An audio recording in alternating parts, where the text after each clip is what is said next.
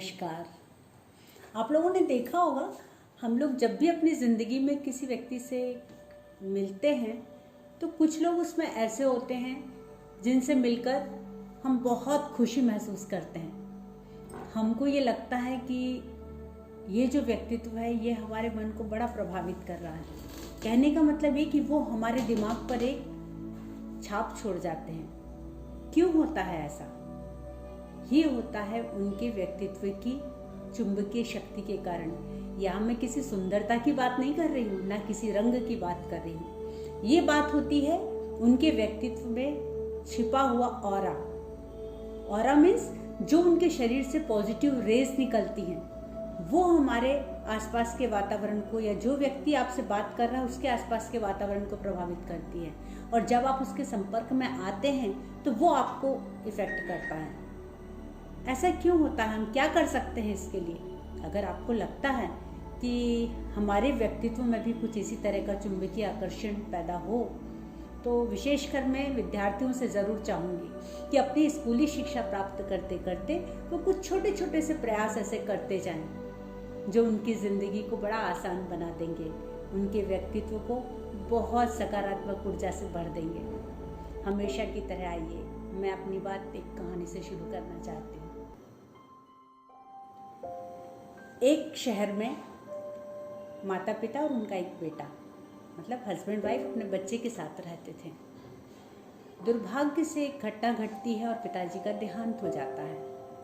उनका बच्चा बहुत छोटा था और उसकी बचपन से ही ये इच्छा थी कि मैं कराटे चैंपियन बनूं। लेकिन पिता के जाने के बाद कमाई का कोई जरिया नहीं था। माँ के पास बहुत सारी समस्याओं का ढेर था। ऐसे में वो बच्चे की इच्छा पूरा करना चाहती थी, तो बेटे को लेके गई ट्रेनिंग सेंटर्स पे। वहाँ की फ़ीस देख के, कोच का जो एटीट्यूड देखा उन्होंने, तो उसको लगा मैं इतना खर्चा नहीं कर पाऊँगी। तब किसी ने बताया कि एक रिटायर्ड कराटे चैंपियन है, वो शायद बहुत कम फीस लेके आपके बच्चे को सिखा देंगे। हालांकि अब वो आजकल किसी को सिखाते नहीं हैं। बड़ी उम्मीदों के साथ वो गई, तो दूर से ही लॉन में बैठे हुए बेटे ने देखा उनको। कहने लगा, माँ इनकी हेयर स्टाइल देखिए, उनका ड्रेसिंग सेंस देखिए, ये क्या मुझे सिखाएंगे।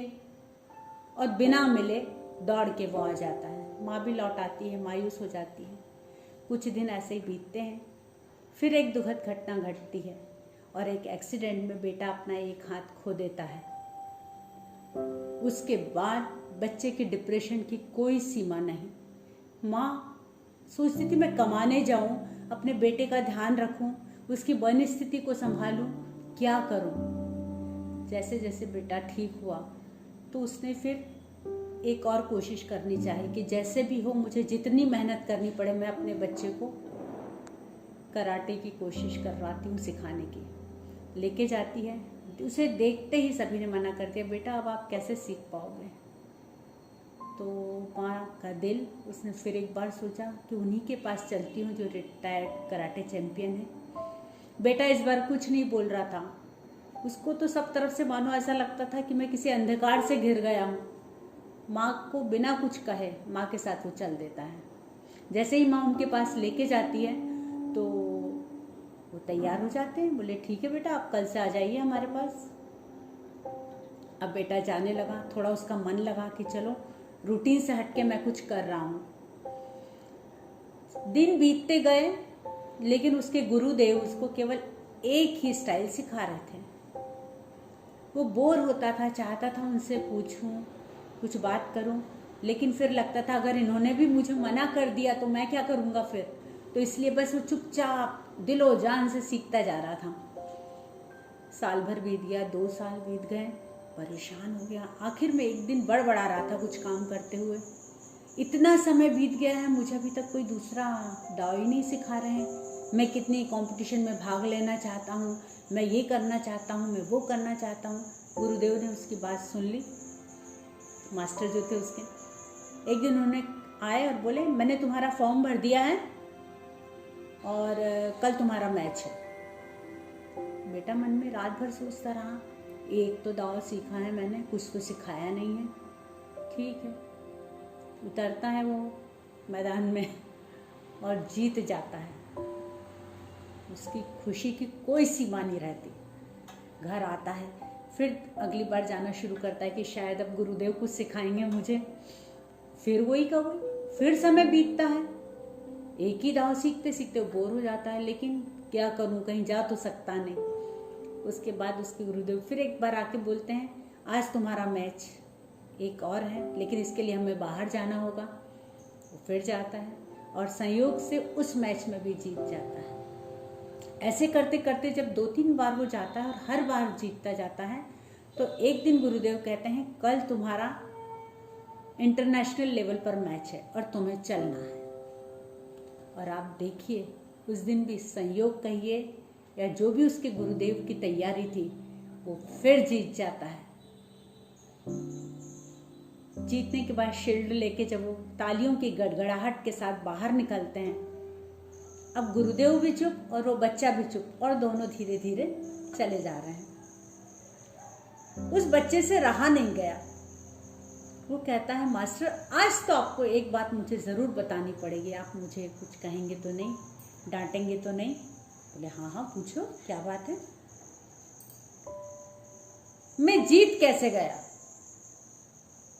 और दूसरा प्रश्न, आपने मुझे अभी तक एक दाव भी क्यों सिखाया?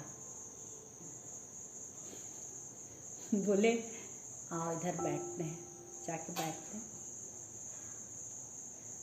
बोले, देखो जीतना तो तुम्हें था ही, तुम्हारी दोनों बातों का जवाब मेरे एक जवाब में छुपा है।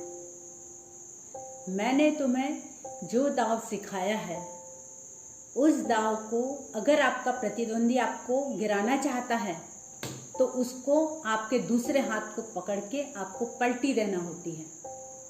लेकिन बेटा, आपका दूसरा हाथ है ही नहीं, कैसे वो आपको पलट के गिरा सकता था? बच्चा एकदम भौचक सोचने लगा, ये मेरा हाथ नहीं और ये मेरे लिए वरदान साबित हो गया। कुछ कह नहीं सका, सिर्फ शांति थी गुरुदेव और उसके बीच में। आंखों से आंसू लगातार बहते चले जा रहे थे। इस कहानी से मैं आपको क्या बताना चाहती हूँ? हमारे बड़ों के लिए हमारे मन में सम्मान होना चाहिए, उनके अनुभवों की हमें कद्र करनी चाहिए, क्योंकि पूरी जिंदगी जीने के बाद जिंदगी के जिस उतार चढ़ाव को वो झेलते हैं, जिस तरीके से वो तैयार होते हैं, वो अपने अनुभवों से अपने बच्चों को तैयार करते हैं। अगर वो आपसे कभी कुछ कहते हैं तो ना कह के उनके मन को ठेस मत लगाइए। ये जो ना शब्द है आपके और उनके बीच में ब्लॉकेज पैदा करता है एनर्जी फ्लो पे, उस ऊर्जा पे जो आशीर्वाद के रूप में सदैव अपने बच्चों के लिए लगातार उनकी तरफ से जाता रहता है। उनकी बात को आप सुनिए, जितनी आपसे संभव हो सकती है उसको मानने की कोशिश भी कीजिए। अगर कोई प्रॉब्लम है, सामने बैठिए, साथ बैठिए, कुछ समय के बाद उनसे शेयर ज़रूर कीजिए, आपको हर बात का समाधान मिलेगा। और दूसरी बात जो मैं आपसे कहना चाहती हूँ, हम हमेशा हमारी कमियों का रोना रोते हैं, हमें ये नहीं मिला, हमें वो नहीं मिला। कई बार कुछ कमियां ऐसी भी होती हैं जिन्हें दूर करने के लिए हमारे पास कोई तरीका नहीं होता, कोई चारा नहीं होता। तो क्या हम यूं ही बैठे रहेंगे? नहीं, जो हमारे पास है उस पर आप कंसंट्रेट कीजिए थोड़ा सा, और जो चीज़ें अपने पास हैं उस पर अपनी मेहनत, अपनी विल पावर से 100% मेहनत करके बस लक्ष्य प्राप्ति में जुट जाइए। आप कभी नहीं हार सकते, क्योंकि जब इस तरीके से आप आगे बढ़ते हैं तो बड़ों के आशीर्वाद की ऊर्जा, आपके अंदर की अंतः प्रेरणा की पॉजिटिव ऊर्जा आपके चारों ओर एक सकारात्मक ऊर्जा का क्षेत्र तैयार कर देती है। आप में नेतृत्व की क्षमता बढ़ती जाती है। ऐसे में जो व्यक्ति आपके संपर्क में आएगा वो आपसे प्रेरित होगा, लोग आपकी मदद के लिए खुद आगे आएंगे और जिंदगी के एक एक असफलता को आप पार करते हुए आगे चले जाएंगे। जिंदगी कितनी खुशनुमा हो जाएगी और आप बिंदास तरीके से जिंदगी जीते चले जाएंगे। आशा है आपको ज़रूर मेरी बातें पसंद आई होंगी, इन्हें आप ज़रूर फॉलो करिए। Thank you.